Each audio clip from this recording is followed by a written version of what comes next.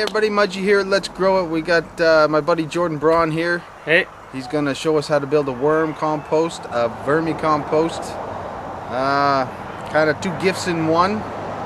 Yeah, so vermicompost, using worms to help eat your waste food, and then what you get after that is you get the compost tea, the nitrogen-rich compost tea, and you also get the soil, so it should be good. Awesome, two birds, one stone. All right, we're gonna show you the pieces we got laid out here, and we're gonna show you step by step. And from my understanding, I mean, this is May now, we're coming on garden season, so certainly you can keep that outside. But in wintertime, with these buckets and stuff you got, we can bring that inside, can't we? Yeah, from my understanding, this is my first time doing this, so I haven't tried this yet. That's what Let's Grow it's all about, learning and trying. But the worms are supposed to, if you have enough worms, that they eat all the compost before it starts to rot, and so before it starts to stink. I mean, you still don't want to put in things like meat or dairy in that, because of course that's going to go bad. But all your vegetable trimmings and all that kind of stuff can go in here, and the worms eat it all up, and shouldn't stink, from what I hear. So sounds good. So we'll try. Let's grow it? No, let's build it. Let's build it. So here we go. This is all the stuff we're going to need. All our supplies. Okay, we're going to start off here. This is my daughter. She's the one that helps shred the paper and dig the worms. Oh, help. Gotta love the help. Gotta love the help. So what we have here, the first bin here, I've got a shorter one. Most of the time you see online, they have them the same size, but I think that would be too much for our family. I think it would be too much worms, too much vermicompost. So I got one a bit smaller. And this is where the worms are going to sit. We're going to put the housing in here, we're going to put the worms in here. We're going to put our compost in here, or our food in here, our waste products in there, and they're going to sit in here. So this is the first bin. The next bin I have here, this is where you collect all the vermicompost, the vermi tea, all the nice liquid stuff. And so what we're going to do is we're going to drill holes in the bottom of this, to let the fluids go drain into this one here, and so that's why you need two. If you just had one, then it gets too wet and too moist for the worms. The worms don't like that too much. And so you want the fluids to move into the other bin. And so those are the two bins that we have. Rubbermaid, I got them at Canadian Tire. Cheap. I mean, I think together they're like maybe 15, 20 bucks most. So fairly cheap there. This here, again, just bedding stuff. Kind of like if you've done composting before, you know that you want to balance your greens and your browns, right? Your nitrogen versus your carbon. Same kind of thing with the vermicompost. You need some bedding, you need something that's a high nitrogen content, something like newspaper. Cardboard's often used as well.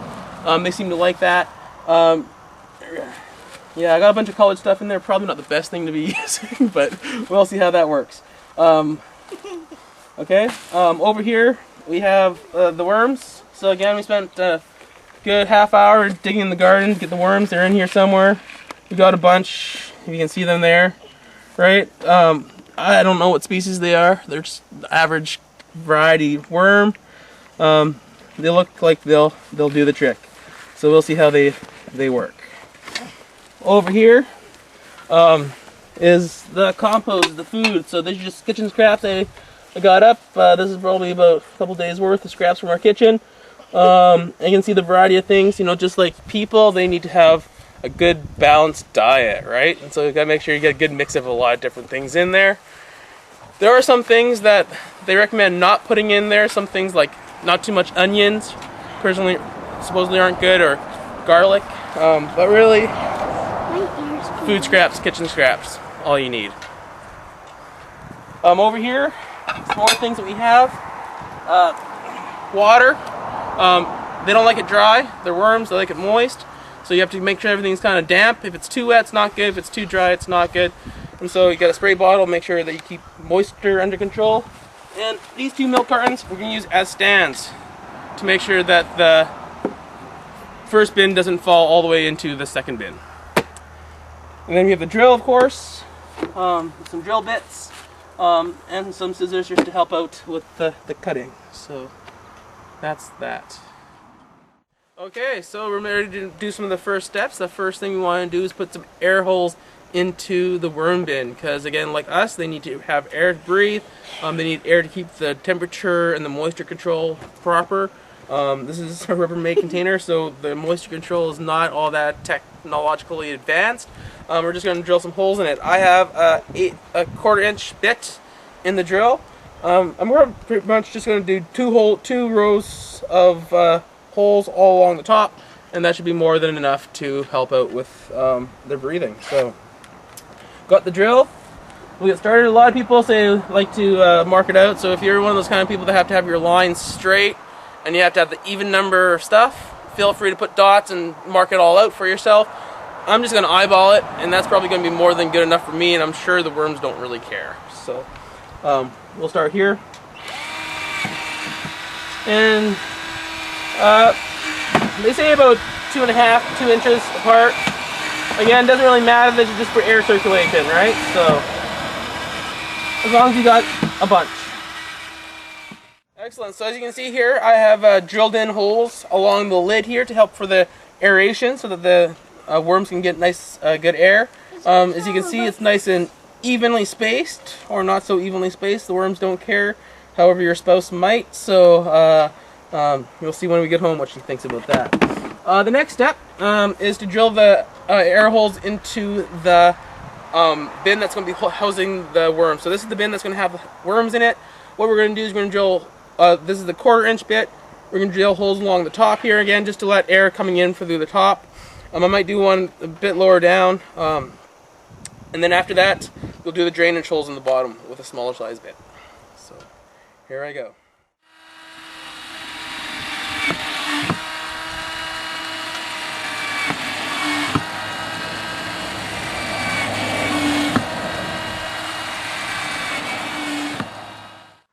Okay, so I got the top air holes done here. Again, 1/4 inch.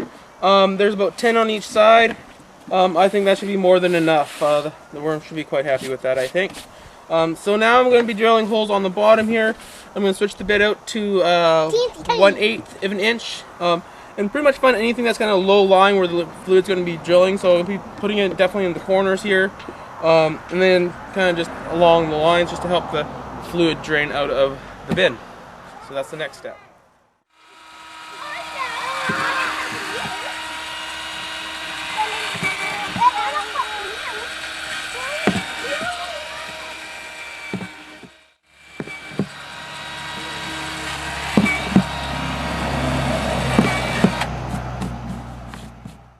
Okay, so this is the bottom of the worm bin. As you can see, it has all these tiny little holes in it. The reason why we have these holes in the bottom of the bin is to help the fluid drain out of the bin. You also notice I used a smaller hole size here. That just helps to keep the worms in the bin.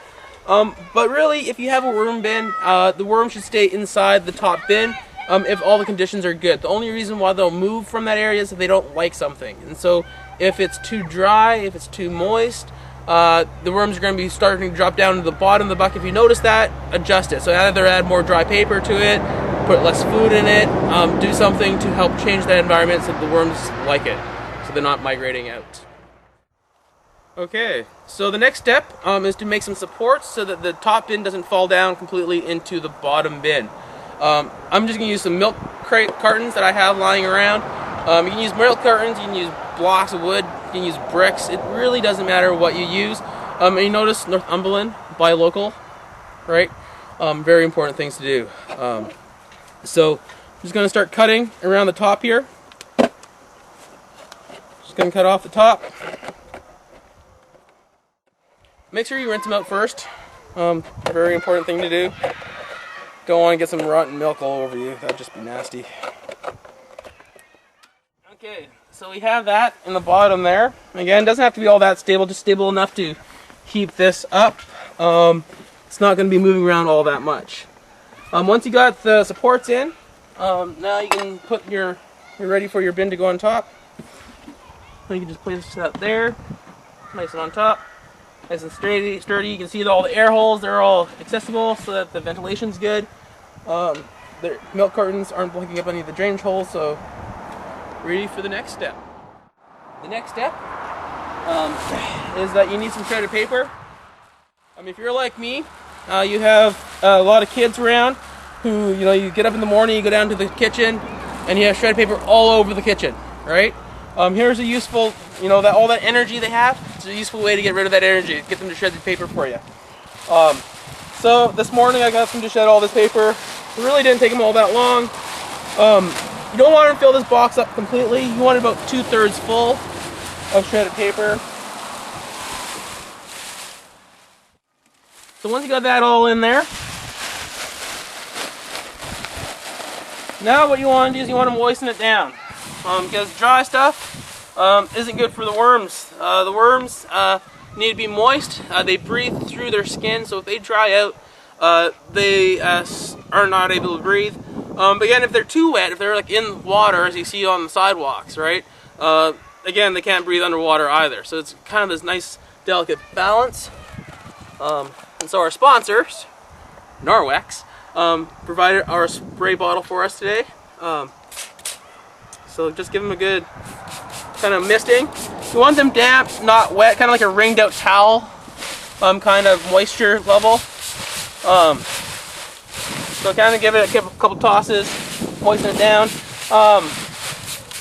Sometimes they recommend doing this kind of in layers, and so put down one layer of the paper, then you put down a layer of food, layer of paper, layer of food. That sounds like way too much work for me. So another method that I saw is just you just put the paper in, and then you dig up one corner, that's where you put the food. And apparently those worms are really good at just moving all this stuff around themselves. And so you just kind of just have a corner, you just kind of dig out, put the food down in there, and the worms can find that. And they'll live in the paper. It's kind of like the bedding. So just gonna spray it down a bit more here. Okay, so now we're ready to put in some food for them. I have a variety of stuff here. Again, probably really doesn't matter all that much of what you put in there. Just make sure it's balanced. Too much of one thing's not good. Some things are a little bit more harder for them to eat than others. So things like onions, again, and garlic and that kind of stuff are a bit hard for them. Coffee grounds, I got potatoes here, I got whole mac and cheese, carrot stuff. I got a bunch of stuff.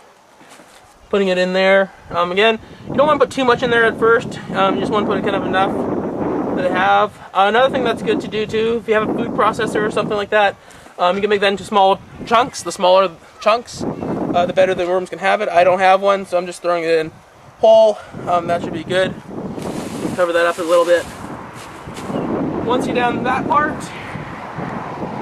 we're almost done. All we have to do now is throw in the worms. So again, got a little ball of worms here.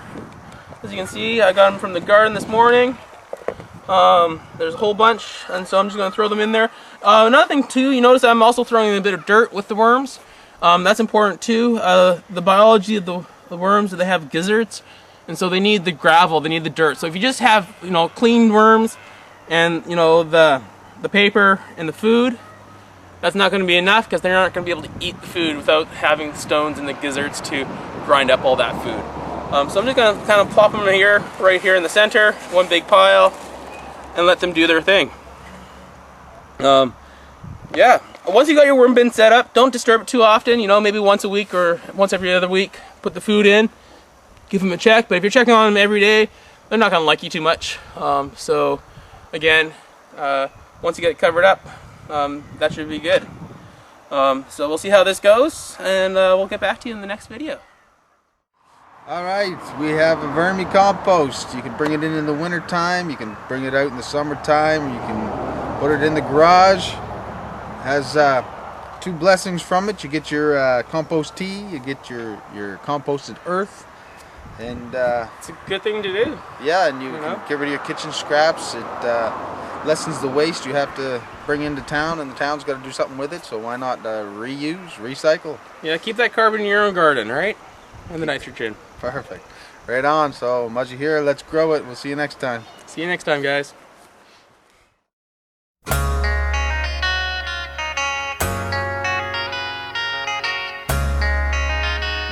Today's Let's Grow It is brought to you by Norwex.